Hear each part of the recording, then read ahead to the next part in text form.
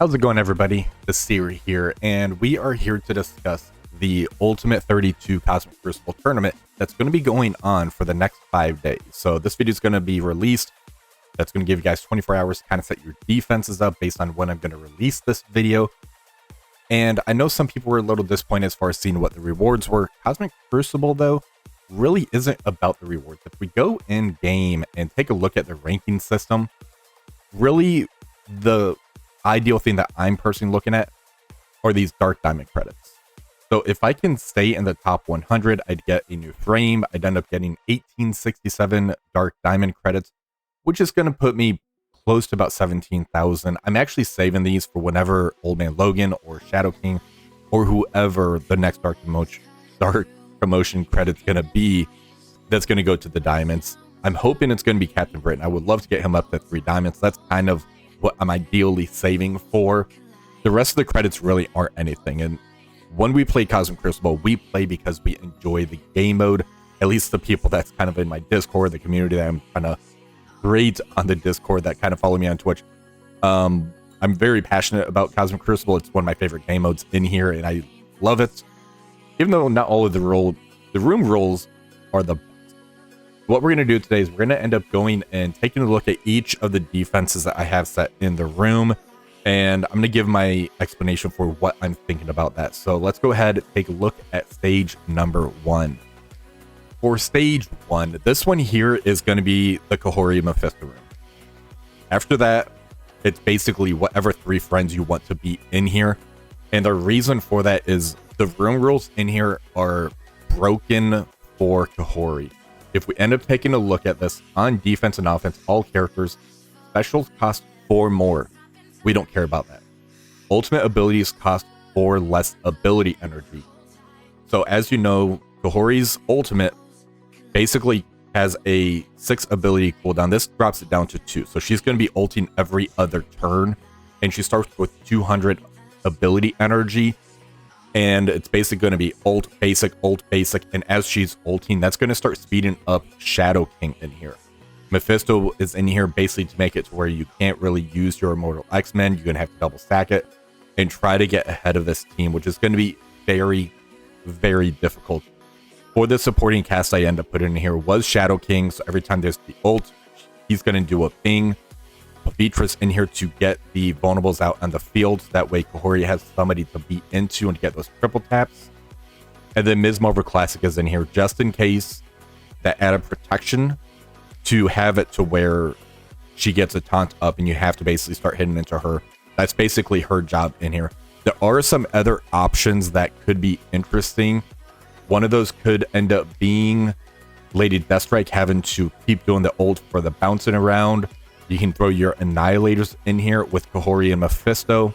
Make it so that way you can't get vulnerables on there. Kind of added protection.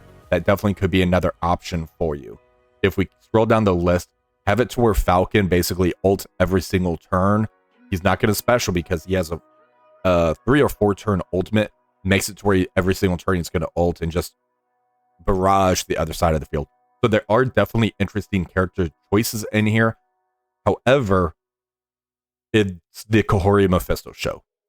Anything beyond that, you're kind of hurting yourself, honestly. So let's go ahead, take a look at their abilities so we can really discuss what's going on in here. So now that we have Kahori pulled up, we're going to end up going into the passive ability. On spawn, after all other characters' on spawn effects, fill this character's speed bar by 200%.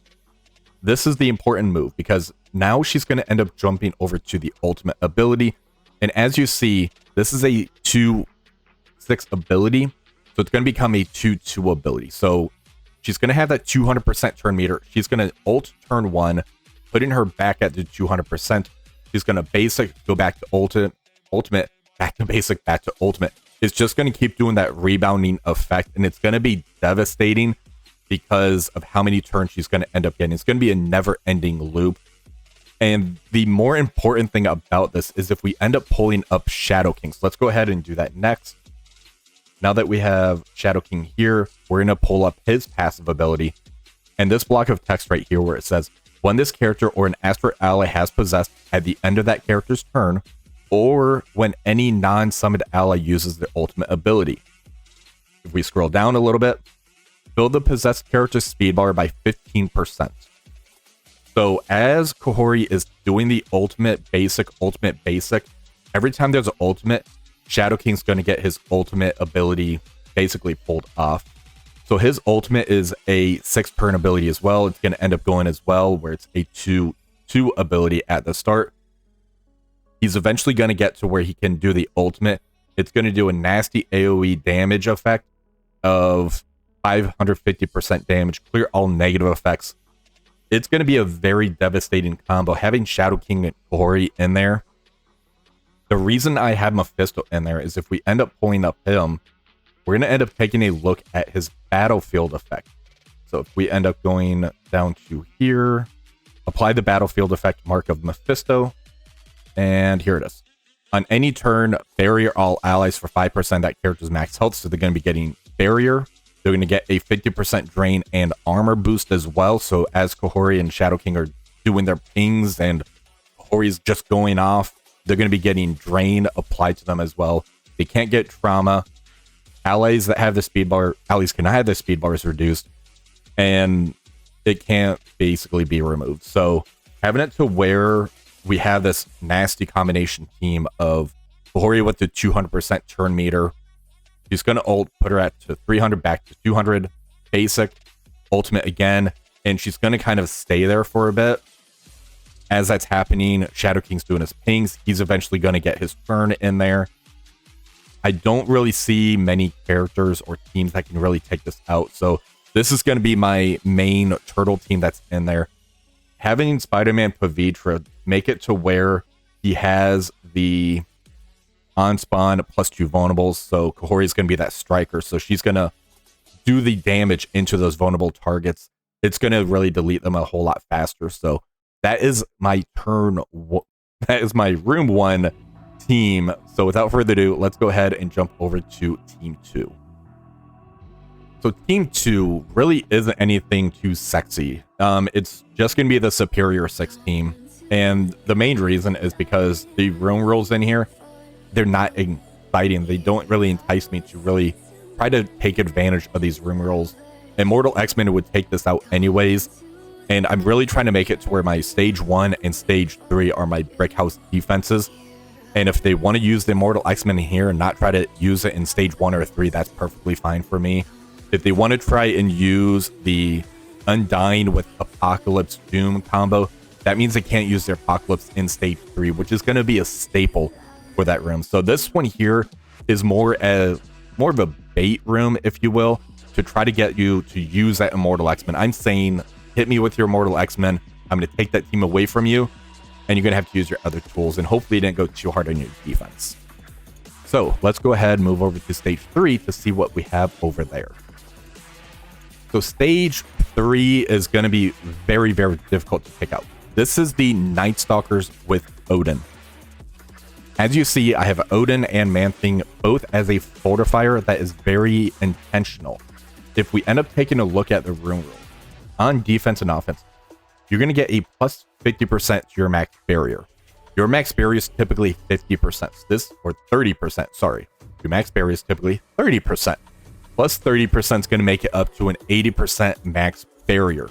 If you're a fortifier, which I'm going to show you guys when you go to the roster screen, you get an additional 10% to your max barrier. So that puts it at 90%.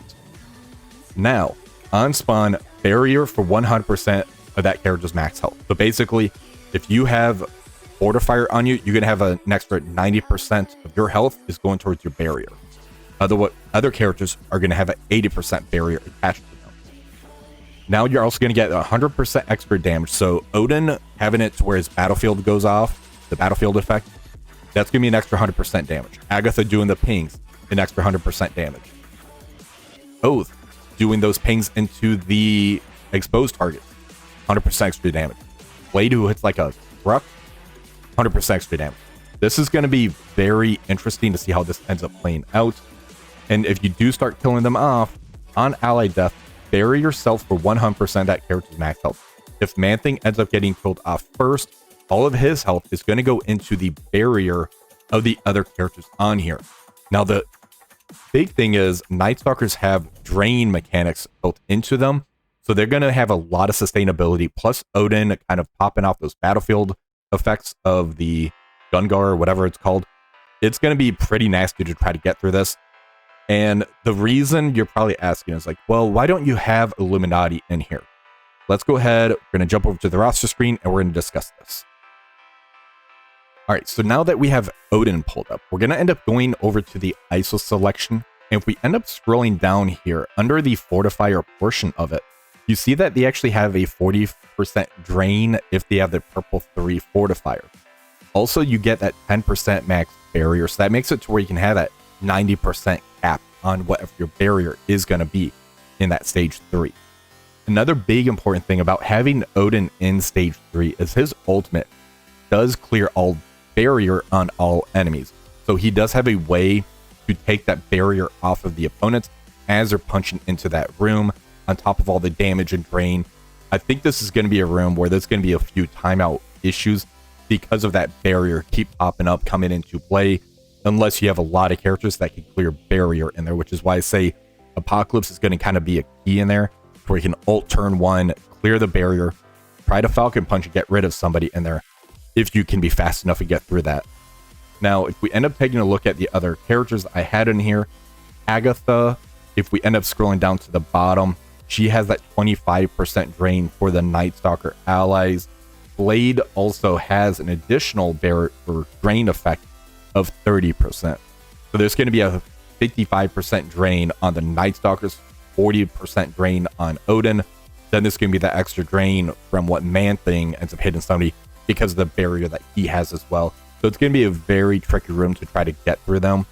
Now, I did mention the whole Illuminati issue. So if we end up scrolling up on my save squad, I'm going to have to use this team for stage 1 because of Captain Britain. I do feel that during this Ultimate 32, the Illuminati being an offense is going to have to be a very big play in case anybody ends up throwing Bahori in that stage 1 room, because of how broken that is going to end up being.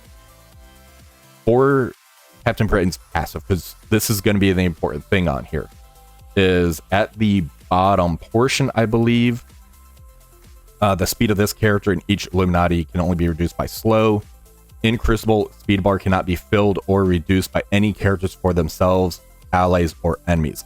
This right here is going to shut down the speed from Kahori, so you may need to try to do a couple burn attacks in there, and then come in with your Captain Britain and try to make it so that way Kahori's not ulting turn 1 to where she gets the double speed. Well, he'd still shut down the double speed, but I think that we're going to have to do a few burn attacks into there. What I do plan on using is going to end up being the Zuvi special. See if I could do anything with that. I really don't think I will. And then maybe another burn attack, then use the Illuminati. So that is going to be my plan going into that stage 1 because of how tough it is going to end up being. It's going to take a very high resource team, and Illuminati I think is going to be the key to there. If you want, you can probably end up taking your Odinati and try to take that into there. I don't know how well that's going to do, because the Illuminati team, they kind of thrive on using their specials. If we look at the specials for Hang Film, for instance, it's a 4-turn cooldown. This is going to turn into an 8-turn. Flip all negative effects into positive effects. Get the barrier, do the heal for the team, and then it's going to clear vulnerable, heal your hero allies. The ultimate, this is going to be down to a 2-turn cooldown, so he's going to be ulting a lot.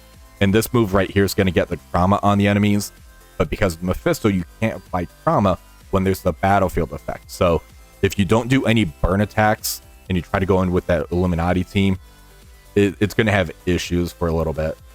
The other members of the team, if we end up looking at Black Panther Shuri, she's going to be ulting every single turn as far as the chance to do that. Ability block, trauma. This is going to do for each charge, repeat this. This does massive damage. This is pretty cool that you can ult every turn. However, you're losing out on the special, so it's going to do the ability block, rebound chain, slows, heal blocks, generate the ability energy. That's going to be kind of a hard loss on you. The Captain Britain, the special is going to be on a 7-turn cooldown. This one here does the rebound attack, offense up, stun.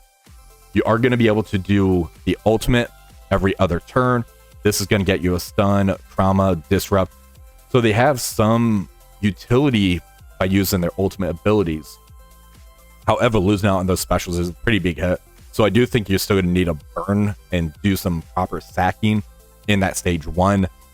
But that's why I'm pulling my Illuminati. I feel if I don't have them on offense, I'm not going to be able to clear that stage 1. So I do hope this video helps you guys out as far as my thought process, how my defense is set up, and hopefully you guys did enjoy this video. If you did, please like, share, and subscribe to the channel. Until next time, have one for the rest of the day.